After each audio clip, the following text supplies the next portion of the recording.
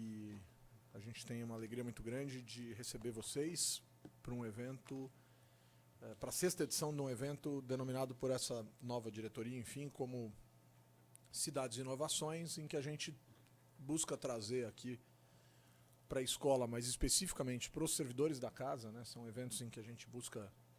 Claro que, por vezes, vêm pessoas de outros lugares, não tem problema nenhum nisso, mas a gente faz uma divulgação mais interna com o objetivo de fazer com que os servidores da casa, dos diferentes locais dessa casa, adensem, a exemplo de nós mesmos, né, da escola, adensem as suas respectivas culturas acerca do que acontece em outros lugares do mundo e dizem respeito às cidades, às mais diferentes cidades. Então a gente está nessa 6ª edição, a gente já discutiu aqui arranjo federativo na Alemanha e o papel do município, a gente já falou de arranjo federativo no Chile e o papel do município, já falou de políticas de imigração na Argentina, né, olhando para como a Prefeitura de Buenos Aires enfrenta esse desafio das questões relacionadas a aspectos da imigração e como as pessoas vivem, como elas são recebidas, etc. A gente já falou sobre... vou tentar lembrar os 5, mas óbvio que sempre vai faltar um, né? Já falamos sobre o Corregedoria Vai à Escola do Distrito Federal, que é o trabalho da Corregedoria indo às escolas para fazer um trabalho de educação fiscal e de auditoria com os alunos em relação à política pública de educação. E hoje a gente... E trouxemos aqui, agora eu consigo lembrar os 5, e trouxemos aqui uma pessoa para falar do papel do município no México, como funcionava o papel do município no México. Então são bons exemplos, ótimos exemplos para a gente se apropriar de outras realidades e de outras respostas a problemas que muitas vezes nos dizem muito respeito, né? Então, por isso, esse desafio de promover esse tipo de atividade, essa ação aqui, predominantemente observando os servidores da Câmara Municipal de São Paulo. Nesse sentido, a gente recebe hoje o Wesley Guerra, né, que é consultor responsável pelo setor de inovação e de Smart City do Escritório Exterior de Comércio e Investimentos do Governo da Catalunha, né? E eu acho que um dos principais desafios do Wesley, se ele aceitar esse desafio, enfim, seria explicar para a gente um pouco o que é esse escritório, né, para a gente só se familiarizar com esse tipo de questão que não é comum ao Brasil. O Brasil não tem escritórios de cidades em outros países do mundo, quer dizer, não é uma coisa muito normal para nós. Uma das questões que foram consideradas inovadoras aqui foi a criação de uma secretaria de Relações Internacionais em São Paulo. Isso para nós já foi um avanço muito legal. Como é que um governo que busca, inclusive, um reconhecimento e uma autonomia consegue e pode e deve ter um escritório de representação de interesses em outros países. Eu acho que isso é bem legal da gente entender. Mas o grande objetivo, né, tratando da questão das cidades e das inovações, enfim, é efetivamente olhar para Barcelona, que é um exemplo interessantíssimo de cidade. Quem conhece Barcelona vibra com Barcelona, uma cidade vibrante, uma cidade bonita, uma cidade interessante, uma cidade de apropriação do espaço público pelos cidadãos. Os cidadãos usam as praças, vão às praças, ocupam os espaços públicos de uma maneira infinitamente mais clara do que nós. Uma ocasião eu me hospedei numa casa em Barcelona em que eu perguntava para as pessoas: pô, mas você não acha ruim morar num prédio que não tem nenhuma área de lazer? Eu falei assim: não preciso disso no prédio, tem na cidade. E não é assim que a gente pensa, né? Quer dizer, São Paulo, essa lógica imobiliária vende muito essa exclusividade dos clubes condominiais em detrimento e abrindo mão do uso da cidade enquanto algo significativamente relevante. Então, Barcelona tem isso de muito interessante. Barcelona tem, talvez seja a cidade com maior clareza no que diz respeito à lógica histórica de legado olímpico, né, aquela que talvez tenha ficado mais claro o impacto da Olimpíada sobre a cidade, o impacto positivo de um evento, de um mega evento esportivo sobre a cidade. E Barcelona carrega consigo esse desafio da gente compreender esse conceito de Smart City e poder discutir um pouco isso. Portanto, Wesley, obrigado. Eu acho que você tem diversas contribuições para nos oferecer aqui. Obrigado por ter vindo aqui, por ter se colocado voluntariamente para conversar conosco acerca dessa realidade. É uma honra te receber aqui. Fica à vontade. Obrigadão. Sou muito bom com o tema de tecnologia, não, gente. Embora eu seja especialista, de vir aqui em casa de ferreiro, espeto de madeira, né? Então, prazer a todos, bom dia. Tá? Vou explicar primeiramente o que é o governo da Catalunha, o escritório, né, Axio. A paradiplomacia é uma área da diplomacia na qual você tem os entes subnacionais que atuam no cenário internacional. Ou seja, seria o governo de estado, um município que tem um escritório no exterior e representa os interesses daquele município ou daquele estado.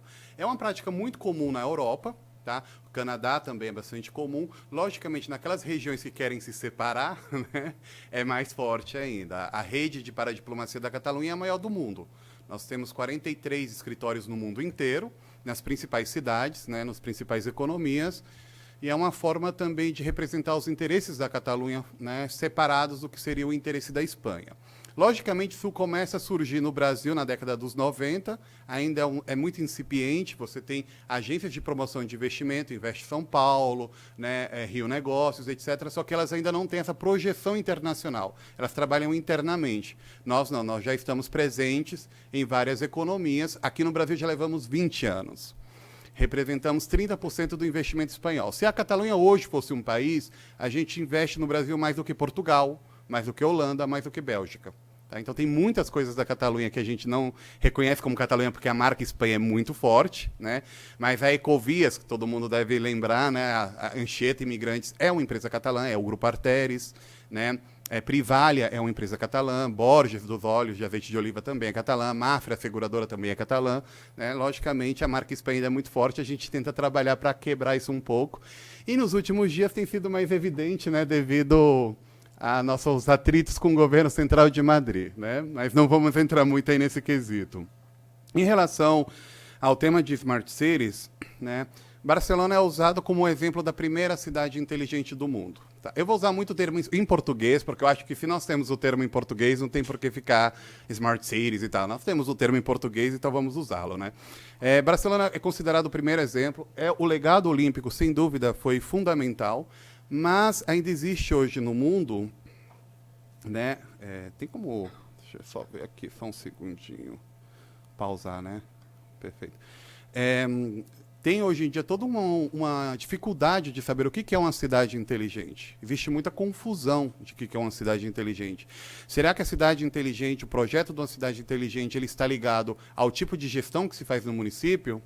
Né? Como o próprio município se vê e como ele faz essa gestão? Será que ele está ligado a um modelo político partidário?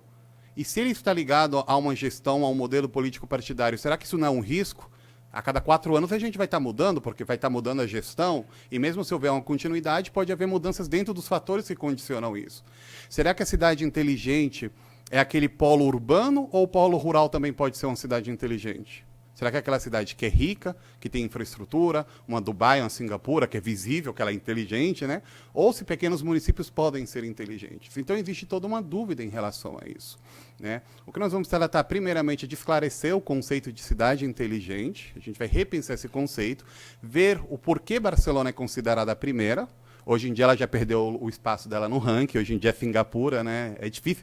Quando os asiáticos querem fazer algo, é muito difícil competir com eles, tá? Mas continua sendo a grande referência. E o importante, que eu achei muito interessante, por isso eu quis apresentar isso por Humberto, é porque Barcelona é uma cidade latina. Ela tem muitos fatores em comum com o Brasil.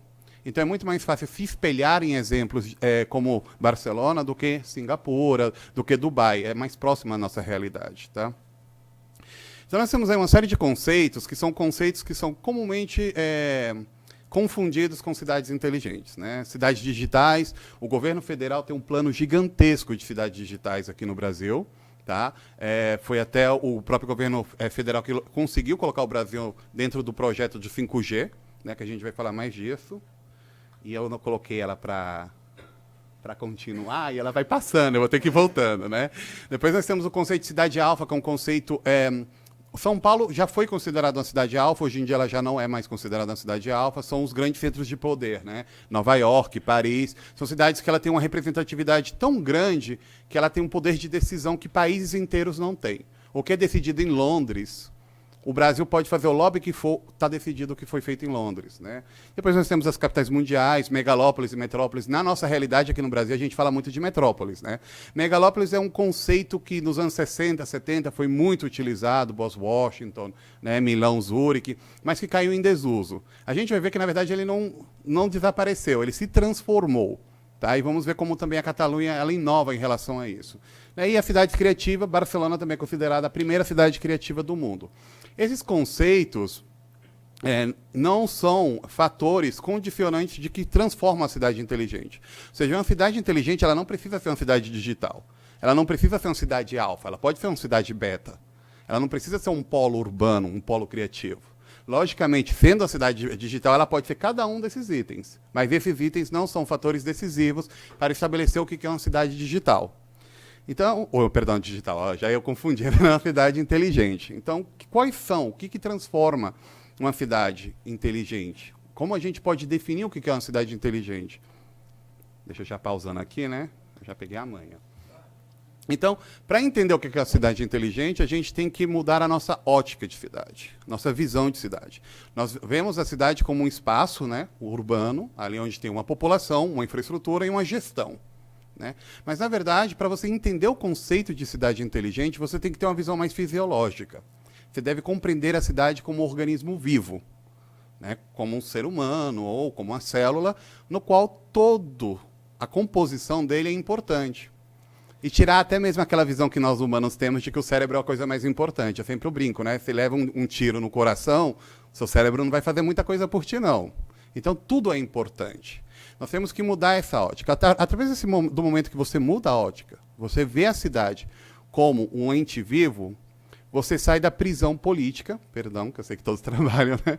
Mas você sai da prisão política. Ou seja, não é a política que induz a cidade, mas a cidade que induz a política. Então, independente de quem ficar na prefeitura, no governo de estado, etc., etc., você tem um direcionamento, porque é a própria cidade que se direciona.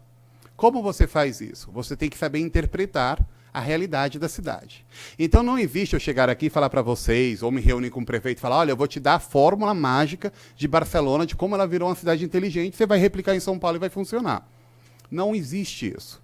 Cada cidade tem o seu projeto de cidade inteligente, porque cada cidade é um ente, e ele tem uma forma de pensar, e os mecanismos próprios e inerentes deles. Logicamente, você pode se usar de exemplos de alguns ou outros, né, e adaptá-los à sua realidade. Então, primeiro é preciso você fazer uma interpretação. Aí você tem que conhecer as dinâmicas, os processos sociais que existem na cidade. Eu sempre falo brincando, independente de quem estiver no comando da cidade, as dinâmicas e os processos vão continuar. Não é porque você elegeu um prefeito novo que a população da Zona Leste vai desaparecer e deixar de se locomover para a Zona Sul para trabalhar. Continua, é um processo, é uma dinâmica da cidade. Não é porque você escolheu um prefeito novo que a população da periferia vai ter acesso direto ao lazer. Não, eles continuam lá. Então, existem os processos e as dinâmicas que são inerentes da realidade da cidade. E eles independem de qual é a conjuntura política da cidade. E é importante entender eles, entender o funcionamento deles. Barcelona passou muito tempo para poder compreender a realidade da cidade. Depois você tem que entender como é feita a ocupação do território, lógico, né? As características geográficas. Por mais que você cubra um rio, aqui em São Paulo a gente tem um histórico gigantesco disso, você tem um efeito depois no futuro. Vemos as enchentes, né? Então você tem que conhecer as características geográficas da sua cidade. Depois você tem que também ver as próprias condições históricas, a formação histórica dela, tá? As dinâmicas produtivas e, por último, olha que curioso, a gestão política e o marco jurídico. Então, a transformação completa de como a gente interpreta a cidade. As cidades no mundo inteiro sempre foram interpretadas de cima para baixo, do comando da cidade para a sua realidade.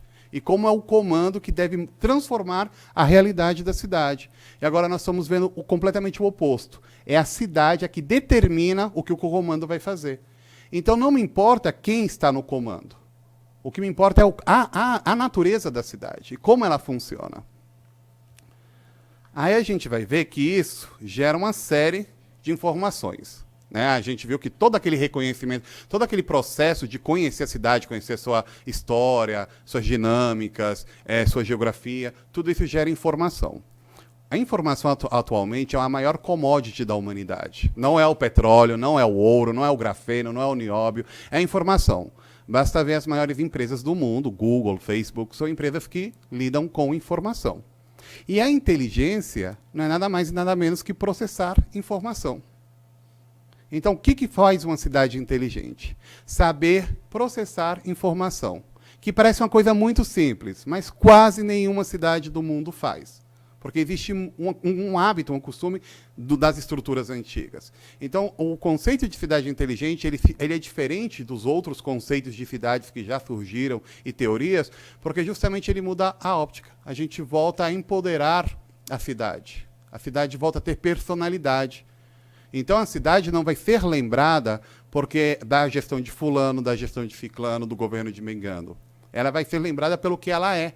Barcelona, quando você fala de Barcelona, as pessoas identificam Barcelona. E você pergunta para uma pessoa, um cidadão de Barcelona, quem construiu tal linha, quem construiu tal outra, ele não faz a mínima. Porque ele vê uma continuidade da cidade, ele vê uma característica da cidade. Logicamente, foi um processo bastante longo que a gente vai ver isso. Então, um conjunto da população, com a realidade territorial dela e as dinâmicas e o processo, é o que gera a inteligência que a gente tem que saber processar e ver quem é o responsável, quais são os responsáveis de transformar isso em um projeto de cidade inteligente. Aí agora vamos começar com a fórmula. Tá? O que é preciso ter para um projeto de cidade inteligente? Então, como a gente já viu, ele é um projeto que ele não é ligado, ou não necessariamente ele é direcionado pela força política, embora ela é indutora disso, a gente vai ver. Mas ele tem uma série de chaves de como funciona. Né? Primeiro, a inovação. Inovação é peça-chave, é fundamental.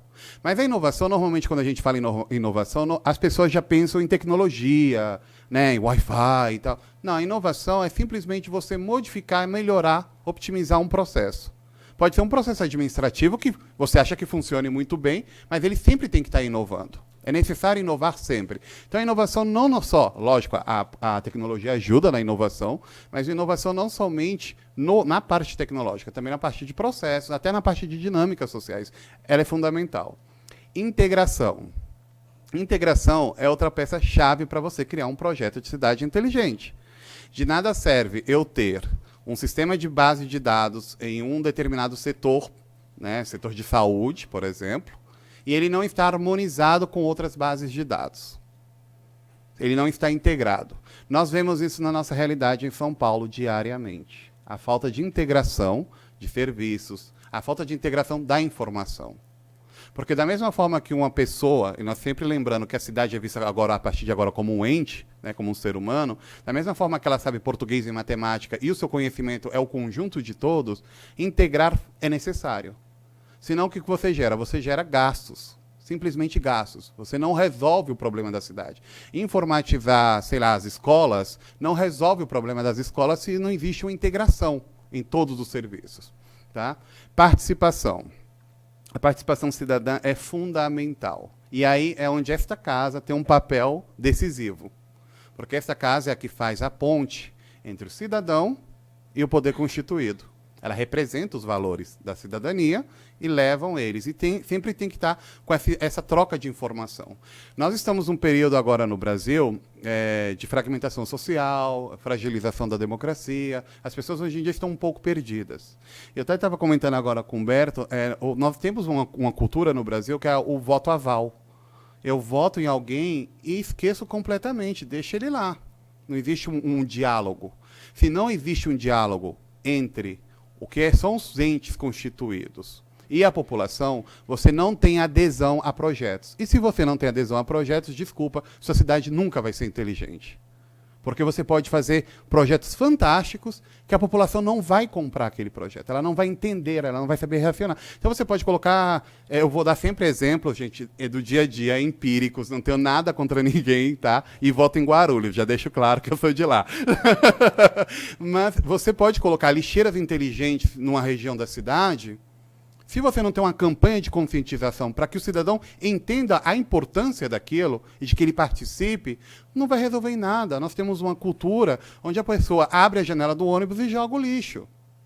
Então você pode colocar a lixeira que fala assim, ó, coloque aqui. Não vai funcionar. É necessário ter uma participação. E aí, logicamente, está não só o papel dessa casa, como também da própria prefeitura, das escolas, etc. A gente vai ver como tudo isso vai se integrando, né? Formação e estímulo. Formação são para as novas gerações, estímulo são para as gerações constituídas. Mudar as constituídas é mais difícil do que formar as novas. Muito mais difícil. Mudar hábitos é extremamente difícil. Né? Ter metas, sempre é importante ter metas. Tá? Otimizar sempre o que está funcionando. Nós temos o hábito de, né, nos reconfortar no que funciona e se concentrar no que não funciona. Não, você tem que otimizar também. Porque você tem que usar o que funciona como potencial para potencializar outras áreas. Senão, de nada serve. E criar sempre novas ferramentas. Ou seja, de momento até agora parece uma coisa extremamente fácil. Eu conheço bem a minha cidade, conheço bem os processos da minha cidade, aplico tudo isso aqui e tudo funciona. Só que não. Aquela boa expressão do português, só que não funciona assim. Não funciona assim por quê? Porque não existe uma dinâmica, né, na qual seja a cidade e a composição da cidade que determine o destino dela. Tudo pelo contrário. É sempre feito o contrário. Existe sempre uma força indutora que diz à cidade por onde ela tem que ir. E aí onde você consegue, você vê os grandes problemas das grandes urbes. Porque você pode fazer intervenções fantásticas em regiões da cidade e não ter resultados. Porque o processo da cidade não funciona daquele jeito. Então, logicamente, essa é a parte mais difícil. A gente vai ver como o Barcelona conseguiu superar isso. E depois, no final, algumas dicas de como São Paulo poderia superar isso. Tá bom? Acho que agora foi, né? Então, nós temos aí uma série de setores smarts, né, os setores inteligentes. O que acontece com isso? Quando você tem um projeto de cidade inteligente, você conhece as dinâmicas da cidade, você sabe quais são os fatores no quais você tem que se fundamentar, você gera uma segmentação desses fatores e gera setores inteligentes. Logicamente, porque isso é uma forma de você facilitar a gestão e também é uma forma de você implicar outros atores, porque não é responsabilidade única e exclusiva do sistema político ou dos órgãos políticos de criar um processo ou uma cidade inteligente. Isso é algo que tem que ficar muito claro. O cidadão é parte desse processo, o setor privado é parte desse processo, as ONGs são parte desse processo, toda a cidade, todo mundo é cidadão. Nós vivemos em um país onde existe uma grande estratificação histórica da cidadania. Nós, hoje, vemos discursos de pessoas que ainda falam do cidadão periférico, né, do cidadão central, do que mora no bairro nobre. Isso tinha que cair por terra, o cidadão é cidadão. O político não tinha que ser visto primeiro, ou o empresário primeiro pelo seu cargo, o que ele ocupa, o seu poder de renda. Ele tem que ser visto primeiro como cidadão. Então, se eu não fazer uma universalização da cidadania, é impossível criar um processo, uma cidade inteligente. Eu tenho que ver o cidadão simplesmente pelo que ele é, um cidadão. E depois, logicamente, aí nós vamos ter áreas na quais atuar. Né? Nós temos aí mobilidade, ocupação do território, essa é uma área que para São Paulo tem muito futuro, porque precisa. Tá? Iluminação, tá? Gestão de recursos, segurança, governança, saúde, relações internacionais, que entra o tema de paradiplomacia, São Paulo precisa investir nisso, meio ambiente, resíduos. Então, por que feitas essas separações? Essas separações são feitas também para que as pessoas não caiam no erro. Desculpa se eu misturar de vez em quando alguma que outra palavra estranha, tá? É meio que eu estou tentando traduzir ao português alguma palavra em espanhol. Vale? Mas o que acontece? O grande problema que nós temos, se não segmentarmos, é que a gente vai se encontrar com realidades muito diferentes. Tem setores, no caso de São Paulo, tem setores que já estão bastante avançados e tem setores que estão bastante atrasados. E é muito comum no Brasil haver uma confusão do que é projeto inteligente, do que é serviço básico. Gente, levar iluminação para um bairro que não tem iluminação não é um processo inteligente. É obrigação. É um direito que o cidadão tem, que não recebia, ou saneamento, ou o que seja. Tá? Então, não podemos revestir de projeto inteligente aquilo que não é. Também uma coisa que está acontecendo muito no Brasil, não só em São Paulo, no Ceará, nós temos exemplo também perto de Florianópolis, etc., é a criação de bairros gigantescos, condomínios enormes, que são inteligentes. Eles são inteligentes. Mas isso não é um processo de cidade inteligente. Isso é um processo exclusivo. Você gera uma exclusão. Ou seja, ele é bom para a pessoa que tem dinheiro e renda e poder aquisitivo de morar naquele lugar. Mas ele não muda a dinâmica da cidade. E se ele não muda a dinâmica da cidade, ele não é um processo inteligente. Ele simplesmente é a continuação, uma melhoria, um condomínio 2.0. Tá? Aí, então, a gente vai entrar num case de como foi, então, que Barcelona conseguiu fazer toda essa reflexão, tá? como ela teve que se repensar, teve que se reconhecer e se localizar, né? A primeira foto que vocês veem aí, super bonitinha ali do Eixampla, uma região que se chama... Opa! Eu já estava tão feliz que a gente não tinha estado passando. Essa região aqui do Eixampla é uma intervenção urbanística que aconteceu em praticamente todas as cidades da Europa, no século XVIII, XIX e XX. Eles derrubaram as muralhas, a grande maioria das cidades europeias eram fortificadas, derrubaram as muralhas e fizeram, né, a ampliação da cidade. Daí até aparece a palavra burguês, né? Os burgueses eram aqueles que moravam fora da muralha, né? E eles planejaram, fizeram grandes áreas. Isso aí é a primeira lição de Smart City, de cidade inteligente. Planejamento urbano não é a solução de todos os problemas. A gente sempre escuta assim em São Paulo, virou uma desculpa muito boa, né? Qualquer problema que acontece na cidade é que a cidade não foi planejada. É que a cidade não teve planejamento urbano. Amigo, Brasília foi extremamente planejada. Eu nasci lá, extremamente planejada. Aquela árvore da maquete, lá do JK, tá lá se você for buscar. Tem problemas quando qualquer cidade brasileira, problemas de criminalidade, de iluminação, o trânsito em Brasília é caótico, consegue ser pior do que o de São Paulo. O metrô demorou 10 anos e só tem uma linha. Então, o planejamento não sempre é a solução de todos os problemas. Tá? E Barcelona é um exemplo disso. Eles tinham uma cidade planejada, mas que gerou uma série de problemas. Justo por quê? Porque não houve inovação, não houve otimização. Eles simplesmente se acomodaram naquilo que foi feito, no caso de Barcelona, no século XIX, tá? E se acomodaram naquilo. E o que isso promoveu? Promoveu favelização, gentrificação, concentração de empresas. Vocês reconhecem essa realidade? Será que isso não acontece em São Paulo? Processo de gentrificação, favelização, concentração de polos de trabalho. Tudo o que nós temos hoje na nossa realidade aqui na Grande São Paulo, isso existiu em Barcelona. A população era obrigada a se locomover de um lado a outro da cidade. As regiões próximas ao mar eram extremamente caras. Houve um processo de gentrificação no centro. O centro foi meio abandonado durante um bom tempo, né? E houve um momento no qual, por facilidade de locomoção, o mar foi esquecido e virou a área de produção de Barcelona. Quem conhece Barcelona sabe que existe grandes áreas de produção do lado do mar. Eles perderam o mar. O porto ganhou relevância, né? Então, aquela cidade que hoje a gente conhece, quem conhece Barcelona, que vê aqueles montes de praia, é algo muito recente. Barcelona não se podia entrar no mar, de tão contaminado que estava. Porque ela tem 2 rios, igual que São Paulo, né? O Besós e o Llobregat, os dois estavam completamente contaminados, né? É usado como exemplo, a descontaminação desses rios, junto com o de Seul, são usados como exemplos mundiais de que é possível limpar rios, sim, tá? E Barcelona teve que fazer essa reflexão, ela teve que conhecer-se como cidade, se interpretar como cidade. E gerou, isso que vemos aqui do outro lado, começou o projeto de cidade inteligente. Esse projeto já tem, em real, ele, lógico, né, uma vez ele foi planejado e depois que ele foi colocado, né, para funcionar. Ele já tem 30 anos. Foram 30 anos, ou seja, não é uma gestão que vai resolver as coisas. Não é em 5 anos que a gente vai resolver. Ainda mais, gente, Barcelona tem 1.700.000 habitantes. É Guarulhos. Tá? São Paulo, digamos que vai demorar um pouquinho mais de tempo do que Barcelona, porque é um pouquinho mais grande. São Paulo tem mais habitantes do que toda a Catalunha junta. Então, logicamente, o nosso desafio é maior. Tá? Mas também mais inspirador, né? Opa, peraí, que eu não sei agora o que eu fiz.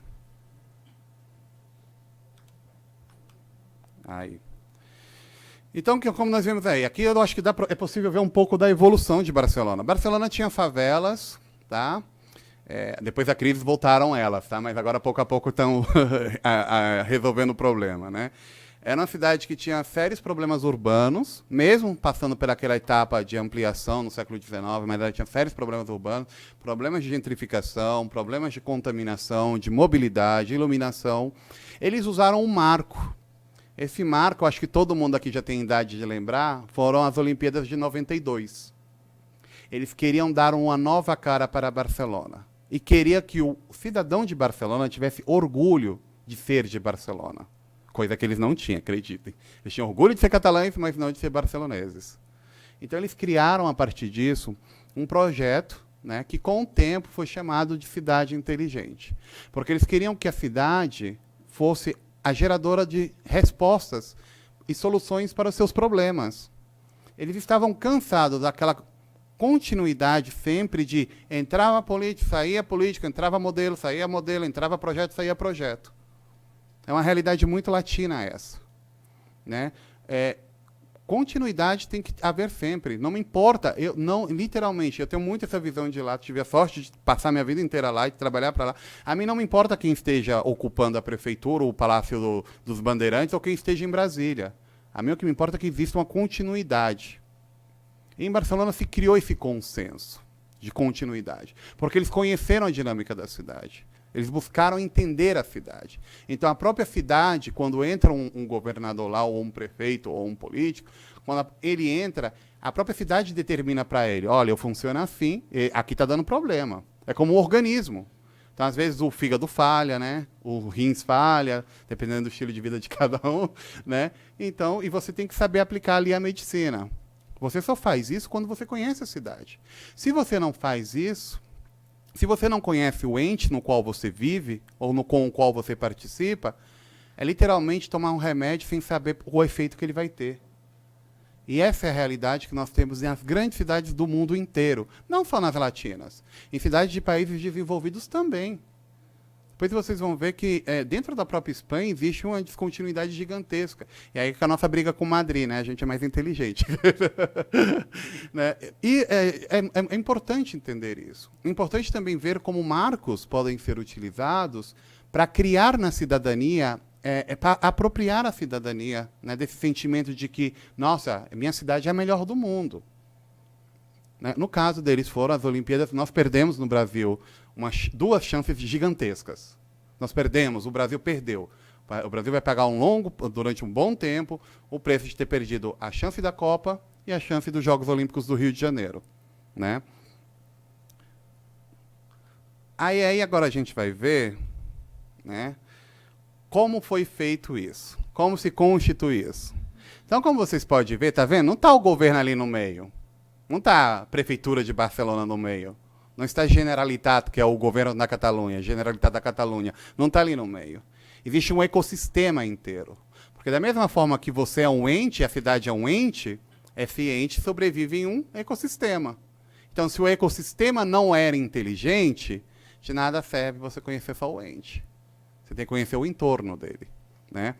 Então, em Barcelona, como a gente organizou a casa? Né? Essa matriz, ela muda de cidade em cidade, porque muda a realidade, né? Tem cidades que são rurais, então ela não vai seguir o mesmo modelo, né? Mas, de forma comum, quase todas as cidades inteligentes se estruturam assim, tá?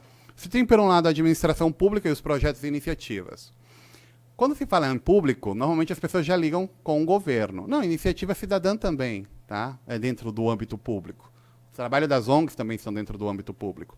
No caso das ONGs em Barcelona, se não fosse por elas, o tema da integração dos imigrantes seria um inferno. Seria um inferno. Mas hoje não. Os imigrantes que vivem em Barcelona fazem manifestação a favor da separação com a Espanha. Eles compraram a cidadania de Barcelona. E isso é um trabalho que foi feito ao longo do tempo. Nós estamos falando de 25 anos de trabalho. Você tem depois os setores produtivos. A união com o setor privado e com o setor produtivo é extremamente importante. Você não pode ignorar as empresas, você não pode ignorar a produção da sua cidade, os ciclos de produção da sua cidade e como é feita essa produção. Senão você dá as costas para a sua cidade. E você vive grandes processos de desindustrialização, de movimentação da indústria, movimentação de empresas, de perca de competitividade, porque você não soube criar um ecossistema no qual esses entes convivem entre eles e se entendam entre eles. Tá? Esse é algo que está acontecendo agora recentemente no ABC, de forma muito visível. Muito visível. São Paulo já aconteceu, no ABC hoje em dia é um processo em andamento. Né? Então, no caso, lá o que foram criados? Criaram clusters, espaços de diálogo. Então, eles colocaram os competidores, um para falar com o outro, e falar, olha, se vocês pensarem como uma unidade só, vocês vão ver que seus competidores estão lá fora. Seus competidores não são vocês, seus competidores estão na Alemanha. Seus competidores estão na França. Né? Depois, a parte das universidades, a parte do conhecimento. é muito cômodo esperar que as mudanças venham dos entes que têm um poder, seja eles entes públicos, seja eles entes privados.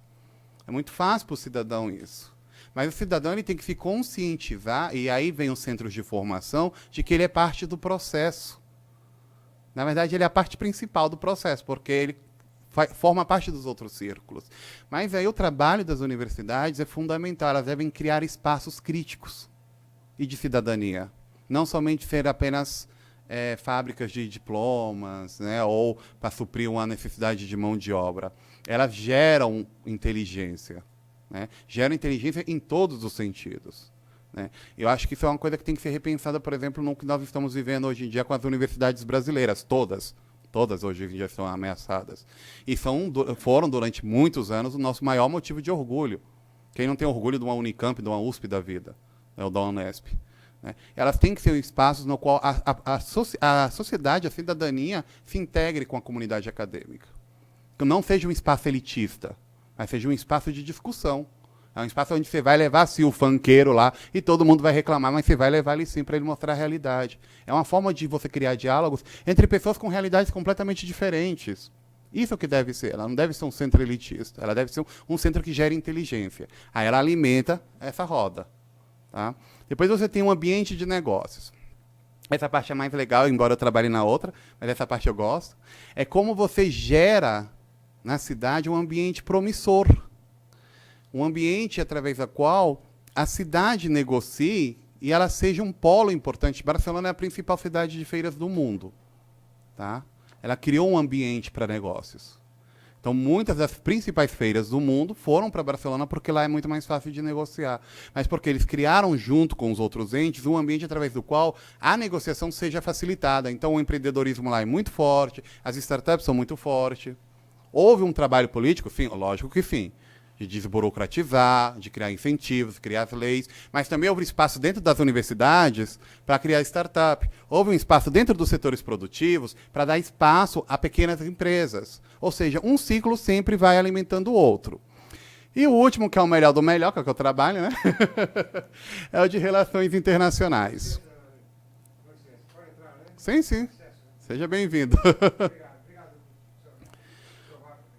Então, a parte internacional é extremamente importante porque uma cidade, para você se reconhecer, como é feito o reconhecimento das pessoas? Como é que se constrói a identidade das pessoas? A identidade se constrói através da comparação. Eu me identifico como brasileiro porque eu me comparo com o argentino. É um processo. Então, São Paulo precisa se constituir como cidade. Você chega em qualquer cidade da Europa, salvo que seja alguém que tenha uma relação com o Brasil, ninguém tem uma imagem visual de São Paulo. Você fala assim, eu sou do Brasil, ele fala, daquele lugar que tem um Cristo, né? O Rio tem uma imagem visual muito mais forte que São Paulo. São Paulo não tem identidade internacional. As pessoas não sabem localizar São Paulo no mapa, não sabem qual é o símbolo de São Paulo. Eu já falei com o gerente do Santander Central de Barcelona, ele não fazia a mínima que a Torre do Banespa era em São Paulo. Ele falava, gente, eu jurava que era Nova York. Porque nós não temos um símbolo, nós não temos uma imagem. Nem mesmo dentro do Brasil a gente discute. Qual é o símbolo de São Paulo? Uns falam a Ponte Estaiada, outros falam, não, o Ibirapuera. A Paulista, né? A Paulista, a 25, né? Então nós não temos. Pode ser o Pico de Jaraguá, meu amigo. Me veio uma luz agora. Pode. E colocar alguma coisa lá que chame mais atenção. Podia ser uma boa ideia. Bandeira do Corinthians. Qualquer ideia seria boa. Qualquer ideia. Fazer um prédio alto. Olha Dubai. Dubai virou um símbolo por causa de um prédio. Tá? Então, esse ecossistema inteligente, ele se retroalimenta constantemente. E é isso que faz uma cidade inteligente. E isso foi o que foi feito em Barcelona, criar esse ecossistema. De modo que, se você tirar um dos fatores do ecossistema, ao se retroalimentar, ele se reconstitui. Então, você está vendo aí como não importa quem esteja comandando a cidade, ou quais são as políticas e o modelo de gerenciamento? Não. Porque é um ecossistema, ele funciona daquele jeito.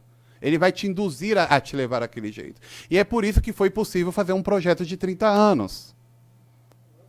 Tem uma questão aí. Você está falando da questão das relações internacionais, da cidade, e não coloca o ajuntamento Uhum. no centro dessa história e sim numa grande... Mas aí no slide tem ajuntamentos de outras cidades que são próximas. Uhum. Qual que é o papel dessas cidades nessa questão da construção da ideia de uma cidade? Aí ele já estragando o slide lá na frente. Não, mas sem dúvida a gente vai ver, porque essa é a realidade. Essa intermunicipalidade, ela existe em todo mundo. Também a gente vai ver isso, a gente vai questionar isso. De nada serve fazer São Paulo inteligente e não fazer Osasco inteligente. Ou eu posso falar isso de vivência própria e empírica. Eu moro em Guarulhos. Vocês sabem a dificuldade que é chegar de Guarulhos até aqui? É uma cidade que está a menos de 17 quilômetros. Eu já demorei 3 horas em chegar até aqui. Então é muito complexo. Ou ficar nas últimas 2 semanas sem ônibus. Em São Paulo, pelo menos, tinha. Eu não tinha. Tá? Então, a gente vai ver como elas se integram e como é importante essa integração também. Aí, o mais legal são os resultados. Os resultados é uma coisa que todo mundo gosta, porque, né, a gente sempre vende... É que nem vender apartamento, né? Mostra o apartamento já construidinho. Ainda só está o terreno, mas mostra ele, né, terminado ali na maquete. Então, Barcelona ela é o 3º destino da Europa Ocidental em pesquisa. Tá? 54% da Espanha. Você sabe o que significa isso? Uma cidade é responsável por 54% de pesquisa e desenvolvimento de todo um país. A Espanha é a 4ª economia da União Europeia. De 26 países, ela é o 4º. Tá? E mesmo assim, Barcelona é o grande concentrador. Acho que aí dá para entender também porque eles não querem que a gente se separe, né? Barcelona é responsável de 1% da produção científica global. Nós estamos falando de uma cidade de 1.700.000 habitantes. Nós não estamos falando de uma São Paulo cuja área metropolitana supera os 20 milhões. Tá? As duas, é o principal destino do H2020. O H2020, para quem não sabe, é o programa Horizonte 2020. É o maior programa de cooperação internacional do mundo, da União Europeia. 60% da cooperação internacional do globo é através do programa H2020. Tá? Principalmente depois dos Estados Unidos ter saído do Protocolo de Paris, aí ele ganhou mais importância. Né? As 2 melhores escolas de negócios do mundo, segundo o ranking da Times, que é o mais, né, Financial Times, que é o mais respeitado, ficam em Barcelona. Ou seja, para você criar um ambiente de negócio, você deve gerar profissionais capacitados para isso. Tá? Segunda Smart City do mundo, infelizmente a gente perdeu aí para Singapura, né? Principal polo de feiras, né? Uma primeira cidade criativa. E uma coisa aí que é muito interessante. A cada euro que investe o governo de Barcelona, aí é público, tá? Estamos falando de investimento público. Ele recebe 7 euros. Isso é uma taxa de retorno altíssima. Ainda mais porque a gente sabe que a economia europeia não se caracteriza por altas taxas de retorno. Os juros do banco lá é 1% ao ano, gente. Cartão de crédito tem vezes que é negativo. Adorava morar lá em relação a isso. Sofri muito a me adaptar para o Brasil em relação a isso. Né? Mas é uma grande realidade, ou seja, você tem uns resultados. E esses resultados, olha que curioso, e aí logo a gente entra naquela questão que você me falou. Esses resultados, eles acabam sendo levados a toda a região, a toda a Catalunha. E influencia o posicionamento da Catalunha dentro da própria Espanha. Tá? Então vocês verão aí alguns dados econômicos do que é a Catalunha em cifras, e é uma região muito pequenininha, tá? Mas é a principal região econômica da Espanha. A União Europeia ela possui um projeto chamado 4 motores para a Europa. Tá? Nesses 4 motores ela escolheu Rhône-Alpes, fica Lyon, ela escolheu Baden-Württemberg, onde fica Munique, né? Munique, escolheu Lombardia, onde fica Milão, né? E os outros, os madrilenhos, estavam seguros que ia ser eles, porque eles são 5 milhões de habitantes, comparado com 1 milhão e pouco, né? Pois não, foi Catalunha. Catalunha é um dos 4 motores da União Europeia. Por quê? Quais são os 4 motores? Para eles, os 4 motores são aquelas regiões impulsadoras, elas têm poder de impulsionar a economia. Tanto que o que salvou durante muito tempo a economia espanhola foi a própria economia catalã. E ela continua crescendo. E mesmo com a crise que nós temos agora institucional, continua crescendo. Então, se você gera um processo inteligente, esse processo inteligente ele vai se replicando. Ele vai ampliando a sua capacidade. E eu coloquei aqui só uma coisinha para a gente sentir um pouquinho de inveja. Tá? Barcelona tem o tamanho de Guarulhos, né? São Paulo é muitas vezes maior. São Paulo tem 78 quilômetros de metrô. Barcelona tem 472. Sem contar o trem, o VLT e o FCG, que são outros sistemas de ferrocarris também, tá? Só cada um funciona de uma forma diferente. Então, nós estamos vendo uma realidade completamente diferente. E isso também, essa possibilidade de mobilidade, essa possibilidade influencia em todo o ciclo. Na capacidade produtiva, na capacidade de inserção de políticas, na capacidade de mobilidade, de ocupação do território urbano. Né? Dá para se entender por que lá o preço do metro quadrado é quase o mesmo em toda a cidade. Porque independente do ponto onde você estiver, você está perto. E olha que eles reclamam, viu, gente? Todo dia eles reclamam. Tanta saudade que eu tento de reclamar disso, né? Aí o que acontece? Você gera aí um conceito novo, que é um conceito que surgiu na Catalunha, que esse conceito ainda não foi permeado para o resto do mundo. A Smart Region, ou região inteligente. O projeto deu tão certo de Barcelona que eles replicaram ele para toda a Catalunha. Então já não é Barcelona inteligente, é Catalunha inteligente. Então você tem aí setores como a mobilidade, você integrou a mobilidade de toda a região. Você tem aí setores como a economia, porque é muito importante você não gerar... a competitividade é fantástica, mas você tem que competir contra os outros, não contra você mesmo. Você não pode se auto-sabotar. Né? Então eles criaram aí um círculo econômico no qual um município dá força ao outro. Um alimenta o outro. É uma coisa muito parecida com a conjuntura de Campinas. Campinas funciona muito bem em relação a isso. Né? Depois eles criaram algo que também não existia muito, que era o meio rural. O campo é importante. A gente está vendo isso no Brasil. Se não fosse o agrobusiness, nós não teríamos crescimento positivo do PIB. Essa é a grande realidade. Então, ela é extremamente importante. Catalunha é uma região super pequena e é a terceira maior exportadora de pêssegos do mundo. E, gente, é um bairro nosso, sabe? Que fica o triste, né? Bom para eles, né? Comércio inteligente, saúde inteligente, ensino inteligente. Tudo foram criadas soluções na quais integravam mais e mais as regiões. E a participação, logicamente, dos municípios é fundamental nisso. E uma coisa que é muito importante, a gente deixa ali no cantinho, mas é o mais importante, que é a cidadania.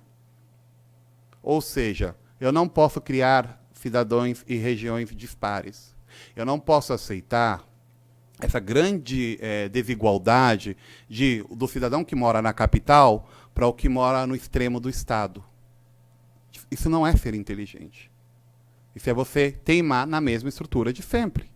Então a gente fala que muitas vezes no Brasil a gente quer um país de primeiro mundo, porque o Brasil não é um país de primeiro mundo, porque não é um país desenvolvido, a gente começa a se matar entre nós, né? É porque não, tem que ser de direita, não, é porque tem que ser de esquerda, é porque taca a ditadura, é aquela uma discussão sem fim. Porque não é inteligente. Se fosse inteligente, se fosse um conceito inteligente, ele se autorregularia. Da mesma forma que dizem que o mercado se autorregula, pois então, a própria inteligência do conceito de cidade inteligente, ele se autorregula. Porque vai ter fatores diferentes, lógico que está, existem os fatores diferentes, fatores produtivos daqui não é o mesmo que o de lá, cidadania também não é o mesmo que o de lá, mas esses fatores vão ditaminar a nossa inteligência como cidade e depois como região. Né? E agora aqui em São Paulo, depois a gente abre um espaçozinho para perguntas, tá? Eu não fiz uma coisa muito estendida, porque eu já falo pra caramba, né? Aí eu falei, não vou fazer muito grande, não. O que é preciso fazer em São Paulo? Eu coloquei de propósito também a foto do Banespa. Tá? É necessário reconhecer as dinâmicas da cidade, a dinâmica social, a política e econômica, que parece que a gente conhece, mas a gente, na hora de gestionar a cidade, de gerenciar ela, parece que a gente esquece. Eu sempre faço perguntas, eu falo, gente, você acha que é inteligente uma empresa gigante, localizada num bairro nobre, não vou dar nomes, vamos pensar em qualquer empresa, em uma empresa gigantesca, com um prédio inteiro, localizado na Zona Sul, São Paulo, Berrini, regiões caras, Vila Olímpia, onde 10% dos trabalhadores moram naquela região, que são os diretores, e o 90% mora na Zona Leste. É inteligente ter essa empresa ali? Não é. Antigamente, sim, que você precisava estar lado a lado do seu cliente. Hoje em dia, com a internet, desculpa, não é inteligente. É uma dinâmica burra. Tá? Então, você precisa reconhecer as dinâmicas da cidade. Ampliar a visibilidade da mesma. É aquela coisa, né? Se você não é visto, você não é notado. De nada te serve ser a maior economia do Brasil se você não tem a visibilidade para se mostrar e ganhar representatividade. Representatividade, hoje em dia, é uma das maiores formas de competitividade do mundo. É impressionante isso. É um exemplo muito besta, mas é o exemplo que eu dou dos famosos do Instagram. Né? A pessoa que tem um perfil com muitos likes, ela vende mais do que agências de marketing. Ela ganha mais do que isso. Hoje em dia você precisa de visibilidade. Inserir a população no processo, aí onde vocês trabalham. A população tem que participar desse processo. Ela tem que conhecer. Ela não tem que delegar na mão do vereador, ela não tem que delegar na mão do prefeito, ela não tem que delegar na mão do governador, ou do presidente, ou dos deputados estaduais e federais, a responsabilidade do país. Tem coisas que ela vai ter que discutir, sim, que ela vai ter que participar. E quanto mais ela participa, mais consciente é o processo, mais inteligente é o processo, melhor funcionam os projetos, independente da ideologia que esteja por detrás dele, porque ele vai ser um processo que foi induzido pela realidade da cidade. Meu amigo, que pode ser inteligência social, inteligência internatal. Sem dúvida. Social, não só a inteligência artificial, mas a inteligência social mundial. Sem dúvida, e elas vão se integrando. E depois a gente vai ver como elas vão se integrando todas, mas sem dúvidas, todas vão fazer a forma de um gradiente. Por isso que a gente sempre fala, a visão fisiológica é a que deve imperar. Tá? Vocês estão vendo que não é nenhum modelo, o modelo de cidade inteligente, ele não segue nenhum modelo que você possa classificar ele. A diferença dos modelos econômicos, a cidade inteligente é um conceito de esquerda, é um conceito de direita, é um conceito de centro, construtivista. Você não consegue encaixar ela. Ela é um conceito inteligente, ponto. Tá? Depois você vê aí, estimular a integração, tá? Repito, de nada serve você ter respostas isoladas, projetos isolados que não estão integrados. Isso é gastar dinheiro, é jogar dinheiro no lixo. Cooperação com a área metropolitana, voltamos novamente ao assunto, tem que cooperar. Senão você gera e grandes espaços, cidades dormitórios, sem poder de investimento, que vão saturar a infraestrutura da cidade que tem. Então, desculpa, se a pessoa não tem um hospital bom em Suzano, ela vai ter que vir para algum hospital, então ela vai vir para o de São Paulo. É assim, porque Suzano é uma cidade estruturada para ser um bairro dormitório, uma cidade de dormitório. Eles só dormem lá, passam o resto da vida aqui. Então, se você não cooperar com a cidade, desculpa, é um tiro no pé. No caso de São Paulo, ainda mais ainda, porque São Paulo é uma grande concentradora, né? E racionalizar a realidade da cidade. Esse processo é muito difícil.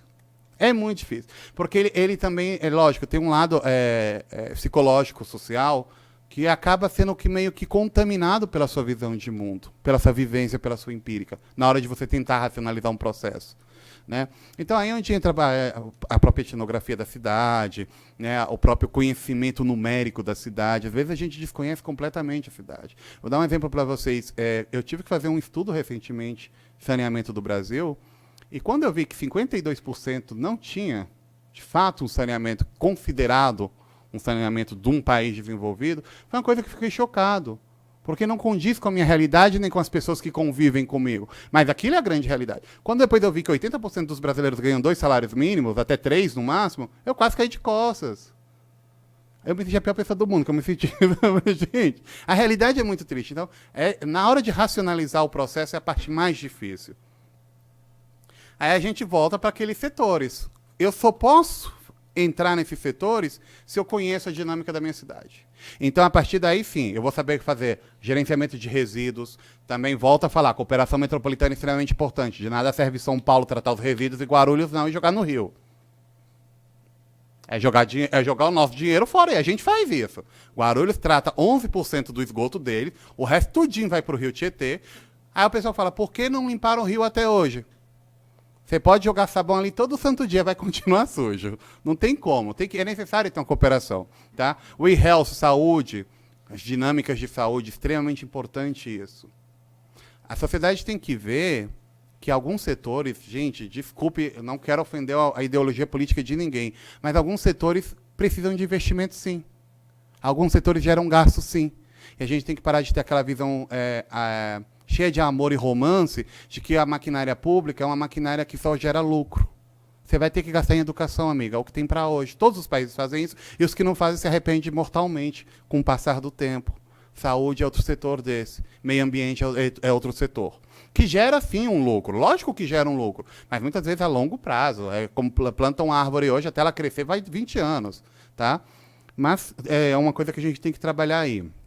Segurança. Caso de São Paulo, a gente vê isso bastante, iluminação. A gestão do próprio... Recursos, quando se fala recursos, são todos os recursos da cidade. Tá? A São Paulo tem um poder produtivo gigantesco, gente. A gente concentra grande parte da elite cultural do país. É impressionante isso, mas a projeção cultural do Rio é maior do que a de São Paulo. Mesmo a produção de São Paulo sendo maior do que a do Rio. Também tem que saber vender o peixe. Né? A Globo sabe fazer isso muito bem, que conste, tá? E depois, lógico, o parte de e-government, ou governança inteligente. Eu vou dar um exemplo. Eu ouvi recentemente num canal de televisão aí, né, que o governo brasileiro tinha dificuldade de fiscalizar 40 mil postos. Aí eu pensei, comecei a dar risada, eu falei, nós temos 207 milhões de pessoas, que dificuldade tem para fiscalizar 40 mil postos? Você não investiu em recursos para isso, bonito, porque se todo mundo tivesse um aplicativo com um simples clique, denunciar um posto que está vendendo combustível acima do que aquilo que foi negociado pelo governo, instituído por lei, você tem uma base que centraliza essa informação e que encaminha uma pessoa até lá, você transforma o cidadão em fiscal. Economiza no salário do fiscal real, reduz a planilha, e você faz o quê? Um processo inteligente. É acumular informação e processá-la. Aí é onde entra a parte de tecnologia. A tecnologia é extremamente importante. Tá? Centros de gerenciamento de informações são o negócio que mais cresce na Europa, porque quanto mais inteligente é uma cidade, maior informação ela gera, maior a demanda de infraestrutura. Isso é ruim? É fantástico. Gera emprego, porque infraestrutura, necessidade de investimento, atrai empresas de tecnologia, gera novos profissionais que vão trabalhar em tecnologia, transforma a realidade da cidade. Profissionais de tecnologia ganham mais do que profissionais braçais. Então, uma coisa tão simples que vai gerando um efeito em cadeia. Aí nós temos aí, essa é a fórmula, anotem todos e guardem aí, é patente minha. Tá? Essa é a fórmula de como fazer com que isso dê certo, ou seja, quais são as dicas que se pode dar para São Paulo. Logicamente, a criação de soluções inteligentes vai derivar da própria realidade da cidade. Né? O sistema de saúde daqui é completamente diferente da de Barcelona, então eu não posso falar assim, copie o sistema de lá, não vai dar certo. Vocês devem reconhecer como funciona, as eficiências, né, e como gerar soluções para isso, e como integrá-las. Depois você tem aí um setor que é o Big Data e Internet of Things, né, que são dois setores que estão crescendo muito, até mesmo no Brasil, gigantesco, e é o futuro da humanidade. Tudo gera informação. Hoje em dia, tudo é processado. E conforme for avançando a humanidade, mais ainda. Hoje em dia, você abre o seu computador pessoal, você pesquisa um sapato, no outro dia você recebe 40 e-mails te oferecendo o mesmo modelo de sapato de 70 lojas diferentes. E é um inferno, porque você abre o Facebook, aparece um paponap, você vai ler a revista Exame, aparece outra propaganda, porque está tudo integrado. Exato, em vez de já comprou, já está em casa. Eu já não quero mais. Não. Exato, me deixa viver, né? Passagem é a mesma coisa. Até hoje eu recebo promoção, mas até que eu gosto. Mas é importante isso, mas isso não deve ser só por parte do marketing. O mercado é muito esperto, o mercado sabe se apropriar rapidamente dos avanços. Mas isso também deve ser feito pelos outros entes. Deve-se gerar informação positiva. As redes sociais surgiram com o intuito de gerar espaços de diálogo. Hoje em dia virou tudo pelo contrário, virou um espaço de guerra. Então é necessário saber também utilizar isso para o próprio andamento da cidade do projeto. Né? Como pode entrar a participar os órgãos públicos? Através de políticas e incentivos. Políticas e incentivos, lógico, é muito fácil você terceirizar a responsabilidade. Eu sempre falo brincando, e eu falo porque eu sei disso. Eu trabalho com investimento estrangeiro direto. E eu falo, e é uma realidade que o brasileiro não gosta de ouvir. Desculpa, por uma companhia europeia de energia, vou dar um exemplo, a Iberdrola, ela não está interessada em levar a energia para o Acre, para Rondônia, para Roraima. Não está. Ela está interessada em se concentrar no eixo São Paulo, Rio de Janeiro e Minas, onde se concentra a maior parte, 42% da população brasileira, que é o maior grupo de consumo. Ali ela vai fazer negócio. A gente, no Brasil, a gente tem aquela maneira de terceirizar para os estrangeiros as coisas que nós devemos fazer. Então, as políticas de incentivos, quais são a necessidade de ter elas? Elas são reguladoras. Elas vão falar assim, não, beleza, vai ser um estrangeiro que vai fazer, não tem problema. Mas ele tem que seguir a diretriz. E aí é onde entra o processo inteligente. Mesmo que seja um capital privado, um estrangeiro, nacional, etc., ele tem uma diligência, ele tem uma força que induz ele a fazer aquilo. Porque se ele não fazer, ele sai do sistema. E ao sair do sistema, que é o ecossistema, né, inteligente, ele não sobrevive sozinho. Por isso que é importante, e como todos vão trabalhando lá no mesmo sentido. Em Barcelona é praticamente tudo privado hoje em dia, tá? Eu falo assim da sensação de, nossa, lá é o paraíso. Não, é tudo privado hoje em dia. Mas é tudo integrado de tal forma que muitas vezes é difícil você saber o que é o que não é privado. De tal forma como está feita, como foi feita as políticas de lá, como é feito os incentivos lá. Né? Alguns programas do governo, incluso, muita gente se confunde eles. Pela própria natureza. São Paulo deve fazer isso. Né? Conscientização. Conscientizar a todos.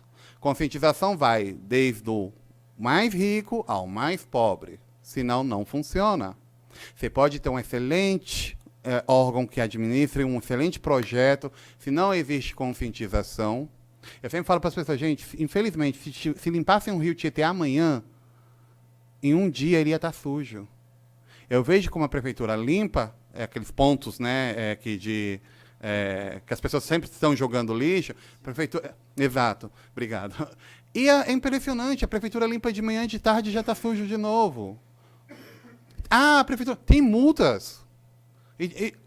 Ela chega a aplicar multas, mas a pessoa não pode fiscalizar, porque a prefeitura não tem a ferramenta que o cidadão seja fiscal. Quando o fiscal pega, aplica a multa, a pessoa está nem aí, depois joga lá de novo. Existe uma cultura por detrás. Se eu não conscientizar, jamais eu vou mudar a realidade. Isso também se aplica também no setor produtivo, no setor acadêmico, existe uma série de vícios. Adorei essa palavra também, porque ela se replica em tudo. Conscientização é a base. Investimentos, que eu já falei, infelizmente alguns setores precisam de investimentos, vão precisar de investimentos sempre, tá? E as chamadas soluções smart. Às vezes as soluções smart, que são as soluções inteligentes, elas não precisam de tecnologia, não precisam de mudança de conscientização, elas simplesmente acontecem da forma que a gente menos espera. Eu sempre dou um exemplo, quando eu morava numa cidade chamada La Coruña, muito pequenininha no norte da Espanha, né? Minha mãe mora lá até hoje, e ela tinha um pequeno rio, né, bem pequenininho. O rio era sujo, era terrivelmente sujo, cheio de lixo, porque ele passava num parque, então a galera tomava Coca-Cola, jogava lá e tal e qual. O que fez a prefeitura de lá? Fez um acordo com uma das empresas, né, de higiene, deram as luvas e sacolas de plástico. Levaram todos os alunos, eu inclusive, piquititinho, para limpar o rio. E fizeram uma classificação os alunos de quanto tempo demorava para se decompor cada uma, e levaram os pais e a comunidade. Eles reduziram em um ano 70% os resíduos no rio. Em 2 já estava limpo. E foi uma coisa tão simples, uma coisa tão... Não teve que fazer nada mirabolante, aquela campanha repetitiva, porque as pessoas da campanha entram por aqui e saem por ali. Elas têm que vivenciar a mudança e participar dela. Porque eu, quando era criança, eu acabei virando fiscal. Se eu vi alguém jogando a latinha lá, que eu sabia que depois que a gente tinha que correr era eu, né? Eu falava, moço, não joga aí não. E aquilo ia se replicando, tá? Então é uma coisa que tem que ter. E o principal desafio para São Paulo é isso, que eu coloquei esse nome aí, tá? Pode dar de sugestão aí para quem quiser aplicar, Smart Sampa, achei que ficou legal, tá? Que é justamente integrar isso a toda a região metropolitana de São Paulo. É muito difícil. Se já é difícil aplicar um processo inteligente a uma cidade grande, complexa como São Paulo, extremamente complexa, eu tive recentemente uma reunião, eu nunca tinha estado, eu tive uma reunião em Parelheiros, acho que se chama, né? Isso. Eu fiquei impressionado com aquela realidade. Eu não conseguia acreditar que era São Paulo. Desculpa, eu não conseguia. Tinha uma coisa que eu teimava. Eu falei, não é possível, não é possível. Eu estou falando do quê? Da quarta economia do continente. Se São Paulo fosse um separado, seria a quarta economia. Já chegou a ser incluso na terceira. São Paulo já chegou a ser. No continente americano era Estados Unidos a primeira economia, Brasil a segunda economia, São Paulo, se tivesse separado, a terceira. Superaria Canadá, um dos países mais desenvolvidos do planeta. E eu vi aquela realidade. Então, integrar isso, um projeto inteligente para a cidade de São Paulo e que abranja a área metropolitana, é um trabalho para os próximos 30, 40, 50 anos, mas que tem que começar, em algum lugar tem que começar, tem que ter essas responsabilidades. Tem que ter privatização social, sem dúvida. Vai ter que buscar a solução. Infelizmente, eu adoraria ter a fórmula mágica, porque, nossa, eu acho que ia ficar muito rico com isso. Ia ganhar no mínimo Nobel de Economia aí, mas infelizmente... Agora sim, tem algumas dicas. Transparência. É fundamental ter transparência em todos os processos da cidade. Sejam eles públicos, sejam eles privados. Transparência é fundamental. Tá? Competitividade. A cidade tem que ser competitiva. Também, sem dúvida. Transporte.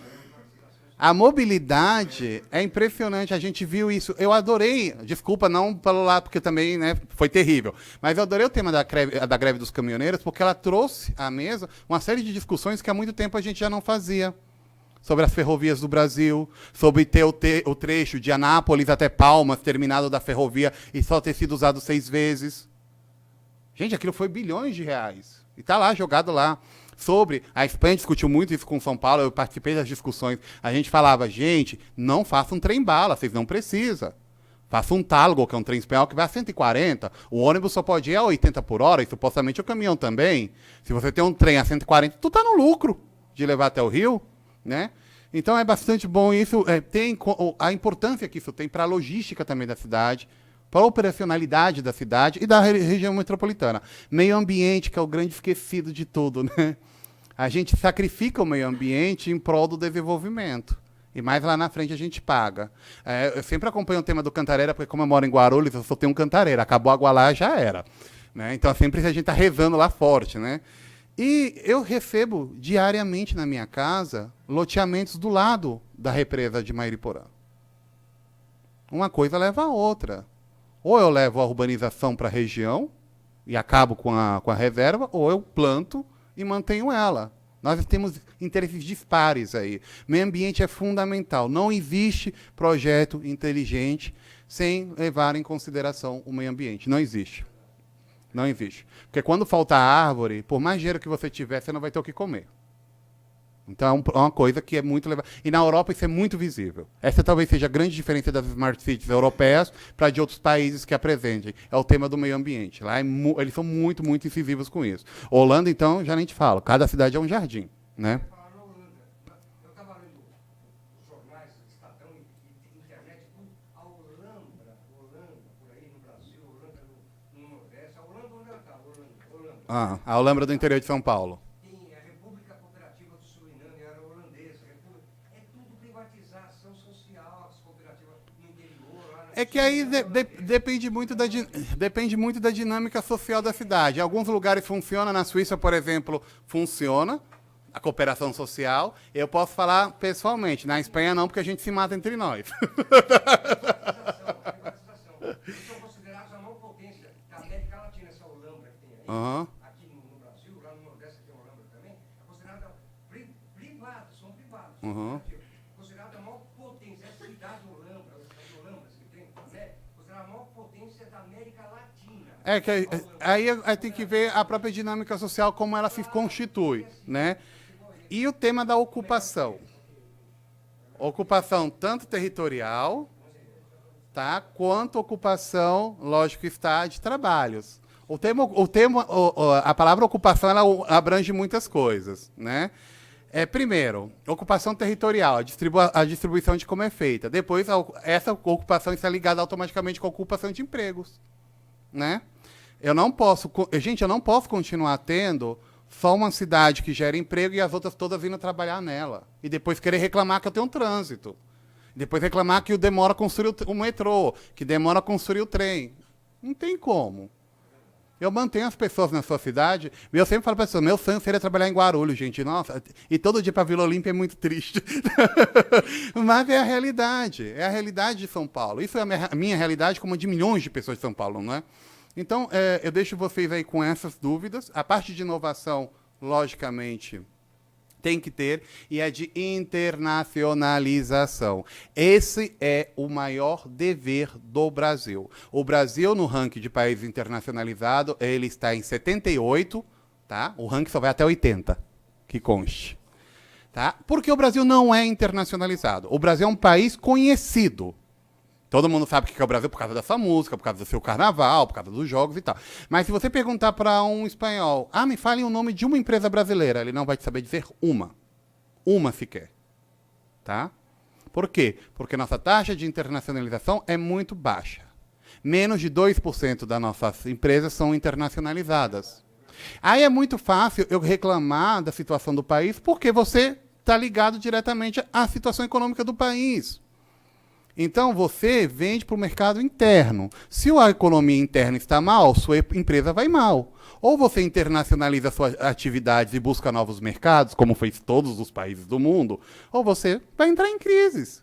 E você pode reclamar do que for, mas a dinâmica do país funciona assim. Tá? Logicamente, se você internacionaliza, o que acontece? O Brasil está... A Espanha foi exemplo disso, né? Titio Santander mostrou muito bem. A Espanha estava horrível. Santander, 42% do lucro do Santander vinha do Brasil. Telefônico, mesma coisa. A Itália fez a mesma coisa com a Fiat. O grupo Volkswagen é a mesma coisa. Ou seja, internacionalizar é uma forma também de criar um colchão para as próprias crises. Tá bem? Então, aí é uma tarefa que a gente tem que fazer, todos devem fazer, tá? E todos devem conscientizar. Eu agradeço aí, graças a todos, em catalã, tá? A todos. Deixe o meu e-mail se tiver alguma dúvida, algum tema que vocês queiram falar ou entrar em profundidade. Eu quis fazer uma coisa assim mais aberta e não tão centrada e tão técnica, porque é o que eu falo, não existe fórmula mágica, existe sim uma reflexão que todos devemos fazer diariamente, deixar um pouco de lado aquelas visões políticas e metodológicas de sempre, que é o que eu falo, não deu certo em nenhum lugar do mundo, todo mundo está replanteando, estão pensando já em como fazer. Cada dia as cidades vão ser mais inteligentes, cada dia os espaços urbanos vão ter maior poder de representatividade, e vai chegar um momento que a gente já viu isso no Brasil, quando teve estagnado o Planalto Central, né? Como as cidades vão tomar a dinâmica, e vão ser elas as que vão sentenciar o seu próprio destino. A gente viu um Itamaraty paralisado, que parou de negociar em âmbito internacional. Quem começou a negociar? São Paulo Invest, Fiesp, Rio Negócios, começaram a mandar comitiva de empresários brasileiros, começaram a falar com a Câmara de Comércio Brasil, França, Brasil e Espanha, porque eles falaram, a gente não pode depender do Planalto Central, porque quando dá um grande problema, a gente fica paralisado. Esse engessamento, né, é uma coisa que cada vez vai...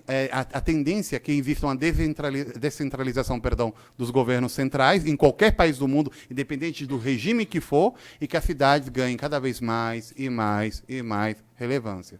Então, vamos fazer de São Paulo ganhar relevância e eu fazer essa palestra lá em Barcelona e falar, olha como a gente aprendeu e fez melhor. Obrigado, gente.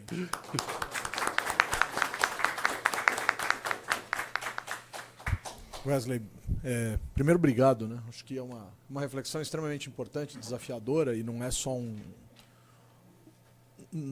não é só trazer um caso importante, bem-sucedido e com o qual você está envolvido, mas também promover algumas provocações que são relevantes para a gente pensar a nossa cidade. A gente ainda tem 15 minutos. Eu acho que se algumas pessoas quiserem fazer alguma pergunta, alguma colocação, tal, fiquem à vontade.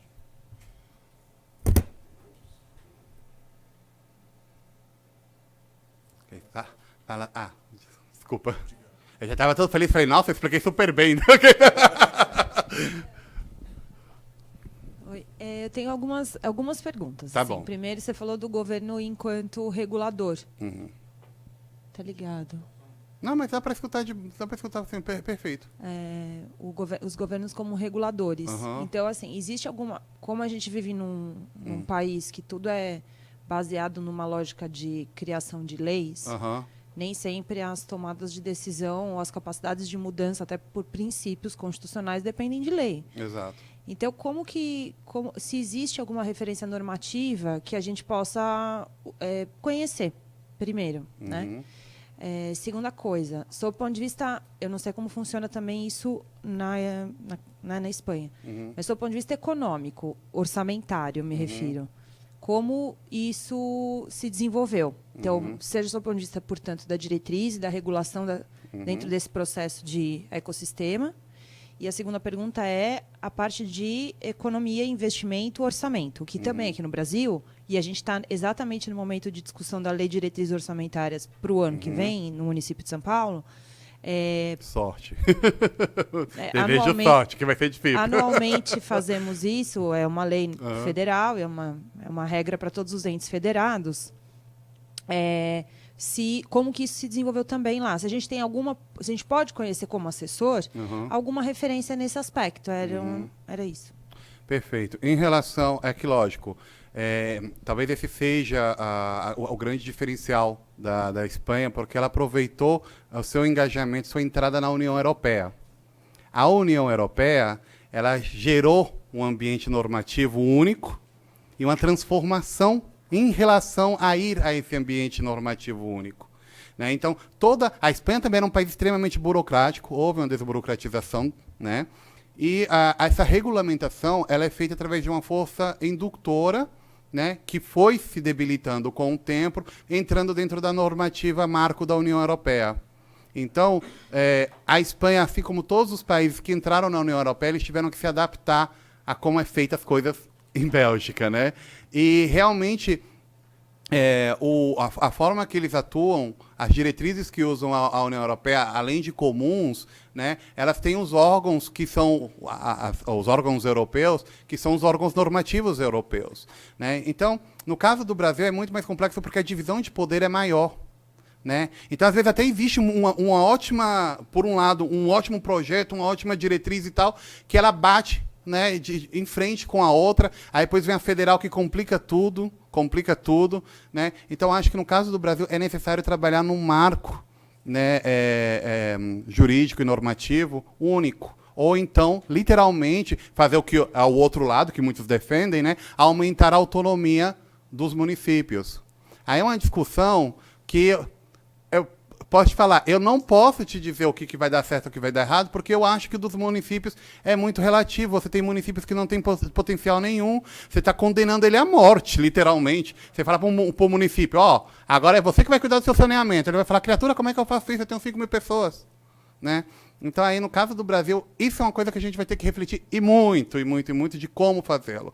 Né? Mas a gente pode ter, talvez, usar o exemplo europeu e tentar adaptá-lo, né? Pensando na União Europeia como se fosse o governo federal, né? E pensando os países da União Europeia como se fossem os estados do Brasil. E, de repente, através daí, conseguir uma óptica. Né? Em relação ao tema... de onde saiu o dinheiro, por assim dizer, né? Aí também é uma coisa que eu sempre, quando for nas universidades, isso gera muito discussão. Tá? Lógico, todo país precisa de um recurso para atrelar o seu desenvolvimento. Isso é algo, né, claro, né, gente? Você precisa de dinheiro para investir, porque a gente sabe que o governo não tem dinheiro, ele capta dinheiro. Ele pode dar lá na maquininha lá e produzir muitos reais, mas ele tem que atrelar aquilo a algum valor. Na Europa se usou do processo de expansão da União Europeia, da expansão industrial da Europa, dos recursos da Europa e depois do, né, financiarização da sua economia. E depois o próprio Banco Central Europeu. No caso do Brasil, nós não temos a mamãe Europa. Nós não temos Banco Central Europeu.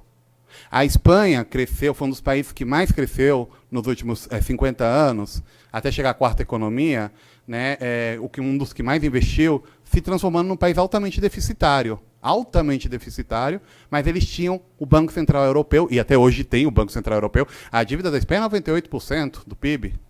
Se fosse em qualquer outra conjuntura, eles já teriam quebrado. A Argentina quebrou 80%. Tá? A média da Europa é 60%, a da Itália é 120%, país altamente deficitário. Mas eles têm o Banco Central Europeu, que é o grande colchão da União Europeia. Nós não temos o Banco Central Europeu.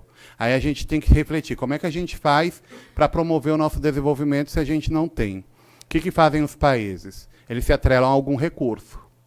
Nós tínhamos até 2 anos atrás, chamado petróleo, que foi usado por outros países como base desenvolvimentista.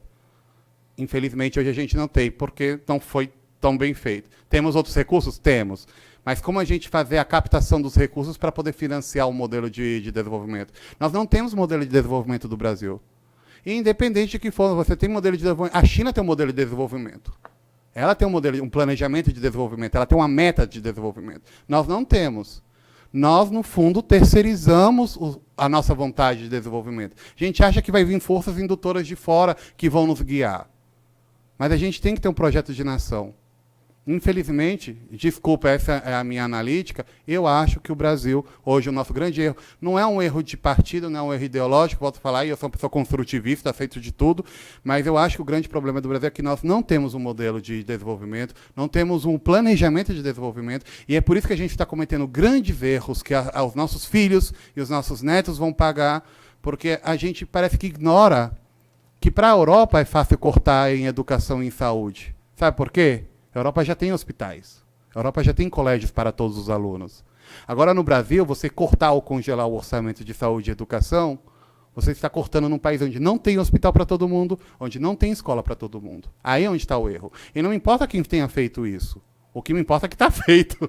Entendeu? Então, infelizmente, aí, quem sabe um dia eu me candidate ali para o Planalto e mude a ideia do povo. Mas, de momento, está difícil.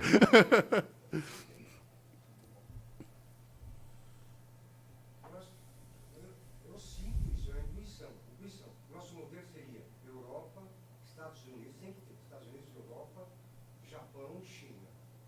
Eu sou completamente contrário a que um país se reflita no outro. Não, mas assim, as coisas boas. Sim, não, sem dúvida. Você tem que aprender sempre. Sempre é bom aprender dos erros alheios e dos acertos. Mas essa tendência de vamos importar um modelo produtivo, vamos importar um modelo social, uma dinâmica social. Desculpa, amigo.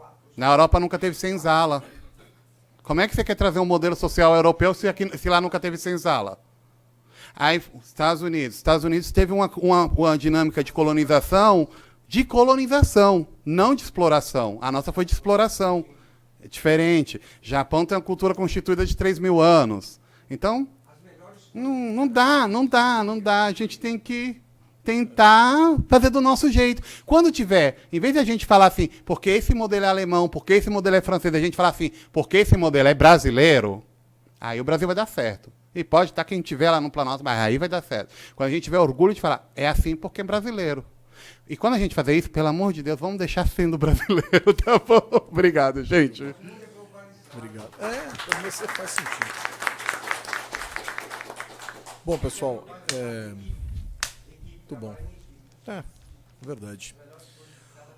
Bom, pessoal, obrigado aí pela presença de todas e de todos e principalmente Wesley, obrigado aí por nos trazer essas reflexões importantes. Escola do Parlamento, no dia 20 de junho, à noite, vai receber um pessoal do Instituto Atuação de Curitiba. Eles lançaram, antes de ontem, um índice de democracia local. Bacana. Tentando aferir o sentido da democracia na cidade de Curitiba. E eles vêm aqui mostrar os resultados com 2 objetivos. Primeiro, fazer com que a gente reflita sobre a possibilidade de ter um índice de democracia local em São Paulo. E aí o método existe, claro que o método é discutível, e tudo é discutível. E o segundo ponto são as percepções dos curitibanos e daqueles que foram ouvidos e dos dados que foram tomados por esse estudo, que são muito interessantes e levam à seguinte conclusão. Em termos de instituições formais, a gente mais ou menos respeita ou responde bem aos desafios da democracia. A grande questão é a cultura política da sociedade e a forma como ela lida com os desafios de se efetivamente se sentir dentro de uma democracia. Exatamente. E eu acho que isso desafia a todos nós e dialoga muito fortemente com os resultados e com as provocações que você trouxe aqui, Wesley, no sentido de nos mostrar que uma cidade inteligente será inteligente a partir do nosso envolvimento com este desejo e com esse objetivo de ser inteligente. Exato. E eu acho que, então, esses eventos dialogam muito claramente. Esse, hoje, né, e te agradeço mais uma vez, e dia 20 à noite, aqui na Câmara, às 19 horas, aqui na Sala A, as inscrições estão abertas, enfim, para a gente discutir se é possível aferir a democracia. E claro que fenômenos complexos são sempre mais difíceis de serem aferidos, os resultados e o que nós temos de responsabilidade sobre esse resultado. Beleza? Obrigadão. Valeu. Obrigado, pessoal. Bom dia, bom final de semana.